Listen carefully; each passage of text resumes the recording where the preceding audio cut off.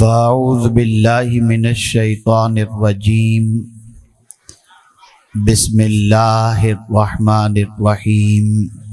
میرے پیارے آقا صلی اللہ تعالی علیہ وسلم کے پیارے دیوانوں، اللہ عز و جل جس بندے سے راضی ہوتا ہے اس بندے کے ساتھ وہ کیا کرتا ہے اسے آپ سماعت فرمائیں تاکہ آپ اچھی طریقے سے اللہ عز و جل کی خوشنودی کو سمجھنے کی کوشش کر سکیں۔ اللہ جس بندے سے راضی ہوتا ہے اس بندے کو اللہ تعالیٰ 3 تحفے عطا فرماتا ہے۔ پہلا تحفہ وہ یہ ہے کہ اللہ تعالیٰ اسے جنت کی بشارت عطا فرما دیتا ہے۔ جس سے راضی ہوتا ہے اسے جنت کی بشارت عطا فرماتا ہے، اور پھر جنت کی شان خود ہی بیان کرتا ہے، فَلَا تَعْلَمُ نَفْسٌ مَا أُخْفِيَ لَهُم مِّن قُرَّةِ أَعْيُنٍ۔ کوئی جان نہیں جانتی اللہ اکبر، نہ کسی کو اس کے بارے میں معلوم ہے، نہ کوئی جان سکتی ہے۔ اللہ اکبر۔ قرآن کہتا ہے تو کسی جی کو معلوم جو آنکھ کی ٹھنڈک ان کے لیے چھپا رکھی ہے، یعنی اللہ نے جنت کے اندر جو آنکھوں کی ٹھنڈک چھپا رکھی ہے وہ کوئی جان جانتی ہی نہیں ہے کہ اس میں کتنی آنکھوں کی ٹھنڈک ہے۔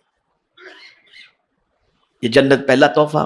دوسرا تحفہ، اللہ اکبر اللہ اکبر، خدا کی قسم قربان جائیے اس بات پر، اگر ہمیں کوئی ہمارا بڑا سلام کر دے تو ہم لوگوں سے کہتے ہیں یار انہوں نے مجھے سلام کیا۔ کوئی میسج پہ لکھ دے، جیسے ماررہ شریف سے حضور امین ملت میسج کر دیں السلام علیکم، تو میں سب سے کہوں گا یار آج حضور امین ملت کا سلام آیا تھا۔ ہوتا ہی نہیں ہوتا؟ بتائیے، کوئی بڑا اگر سلام لکھ دے تو آدمی خوش ہوتا ہے نا۔ جنتی کو اللہ جس سے راضی ہے اس کو اللہ دوسرا تحفہ کیا عطا فرماتا ہے؟ تو قرآن کہتا ہے سلام قولا من رب الرحیم۔ اللہ رب اور رحیم کی طرف سے سلام کا تحفہ اسے نصیب ہو جاتا ہے، یعنی اللہ اس بندے کو سلام کرتا ہے۔ اس کی قسمت پر قربان جائیے۔ اسی کے ساتھ تیسرا تحفہ اللہ تعالیٰ کی طرف سے، تیسرا تحفہ یہ عطا ہوگا کہ اللہ تعالیٰ ارشاد فرمائے گا کہ میں تم سے راضی ہوں۔ یہ قول مبارک ہدیہ اور سلام یعنی پہلے دونوں تحفوں سے افضل ترین ہوگا، اسی لیے اللہ تعالیٰ ارشاد فرماتا ہے وَرِضْوَانٌ مِّنَ اللَّهِ اکبر، یعنی 3 تحفے ملیں گے۔ اللہ جس بندے سے راضی ہوگا جنت عطا فرمائے گا اللہ تعالیٰ، دوسری چیز اللہ سلام پیش فرمائے گا، لیکن ان دونوں سے بھی بڑا تحفہ یہ ہے کہ اللہ اس بندے سے کہے گا بندہ جا میں تجھ سے راضی ہو گیا۔ یہ سب سے اس لیے کہ بڑی چیز اس نے عطا فرما دی۔ اب ہم وہ کون سے کام کریں جس کی بنیاد پر اللہ عز و جل ہم سے راضی ہو جائے اور اللہ عز و جل کی رضا ہمیں حاصل ہو جائے۔ تو اب سماعت فرمائے، حضرت موسیٰ کلیم اللہ علیہ السلام نے اللہ عز و جل کی بارگاہ اقدس میں عرض کیا یا اللہ مجھے وہ بات ارشاد فرما دے جس میں تیری رضا ہو، وہ بات ارشاد فرما دے جس میں تیری رضا ہو تاکہ میں اسے کروں۔ یعنی تو کس چیز سے راضی ہوتا ہے مولا ذرا مجھے وہ بتا دے۔ قربان جائیے، کلیم ہے، اللہ ان سے کلام کرتا ہے، اس مرتبے پر پہنچنے کے باوجود بھی اگر فکر مند ہے تو اس بات کی کہ اللہ مجھ سے راضی ہو جائے، مولا مجھے کوئی ایسی بات بتا دے جس سے تو راضی ہو جا۔ اللہ اکبر۔ اللہ تعالیٰ کا حکم ہوا کہ تیری ناخوشی میں ہی میری رضا ہے۔ سمجھے نہیں سمجھے؟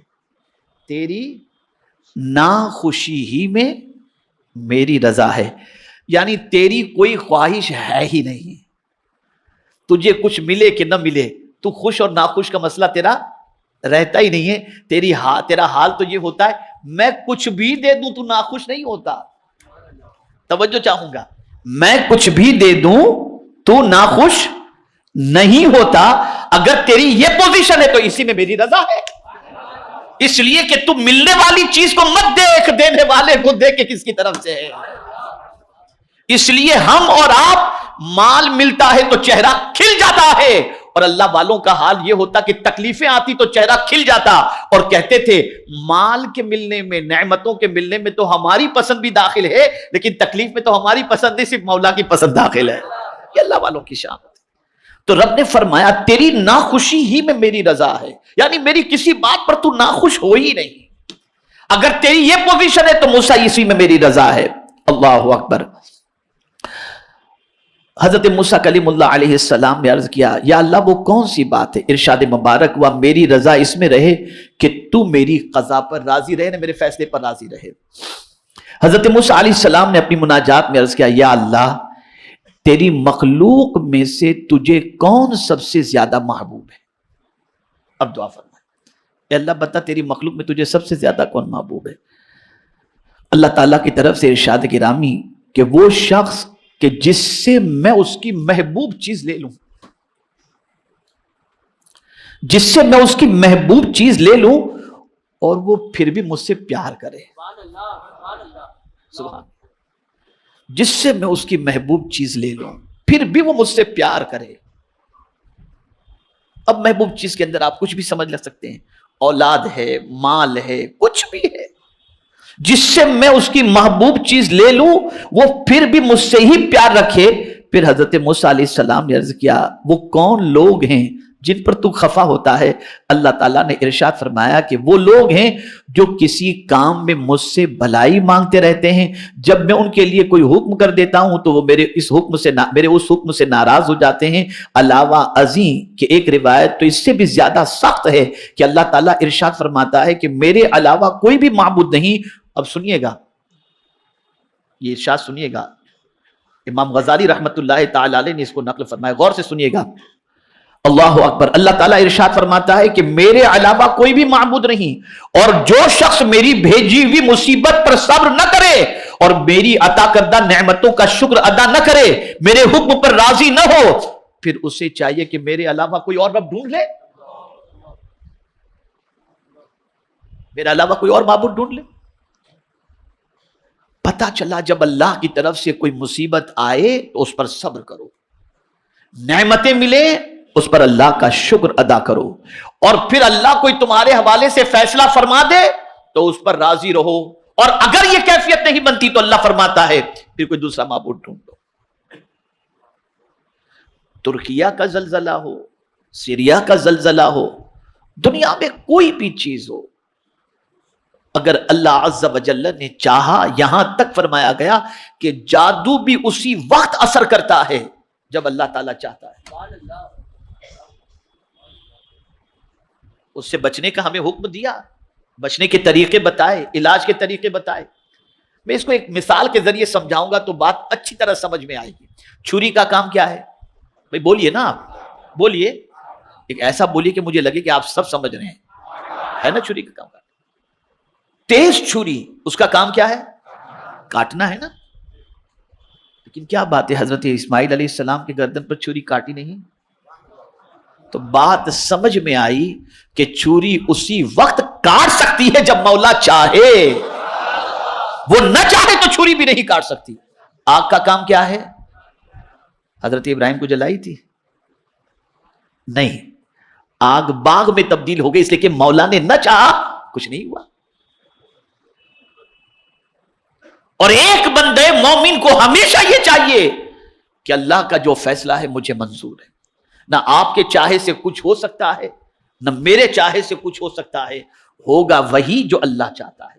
وَمَا تَشَاءُونَ إِلَّا أَن يَشَاءَ اللَّهُ، جو اللہ چاہتا ہے وہی ہوگا۔ تو اللہ کے فیصلے پر راضی رہنے کی کوشش کرنی چاہیے۔ میرے پیارے آقا صلی اللہ تعالی علیہ وسلم کے پیارے دیوان،